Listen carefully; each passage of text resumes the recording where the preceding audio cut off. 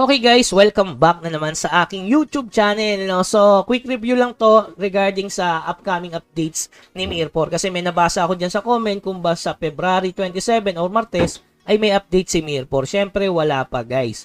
Ang next update ni Mirror is sa March 5. Ano ba yung asahan nating possible update? Siyempre, yung Clan Coins event. So, magtabi na kayo ng Clan Coin kasi kakatapos lang ng Asian Coin. Pumak daw sila kung fair doon sa Korea, nas dire-diretso yung event nila salitan. Clan Coins, Asian Coin, Clan Coin, Asian Coin. Tapos pangalawa dyan, yung additional constitution. Pangatlo, syempre yung additional level. At pang-apat, yung additional map na naman sa Mirage. Okay, may bagong world na naman na ilalabas si Mirror. So, yun yung base sa Korea. Pero may sabi-sabi daw, sa March 5, baka ilabas na yung Life and Death. Which is na content natin noong nakaraan. Nandiyan yung link sa baba para sa information regarding dun sa Life and Death. So, ang Life and Death kasi, isasabay yan after mo domination. So, after mo mag-domi, Life and Death naman yung susunod na portal o sabi nating events na sasalihan mo. Kaya nga to si Mirror is almost 24 hours ka na maglaro para solid talaga yung progress mo kay Mirror. Pero hindi ko naman sinabi na ganun gawin nyo, no? So, pag dinagdag pa yung Life and Death.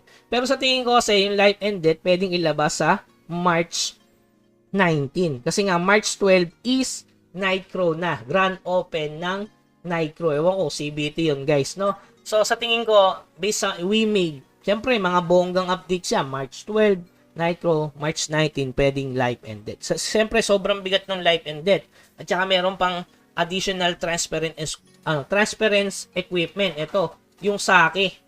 So, magkakaroon naman tayo ulit ng ganito, which ito nga, hindi ko pa na-enhance tapos magkakaroon na naman ng additional na ganyan. So, makukuha mo naman yon sa Life and Death. Kaya, mas maganda sasali kayo doon.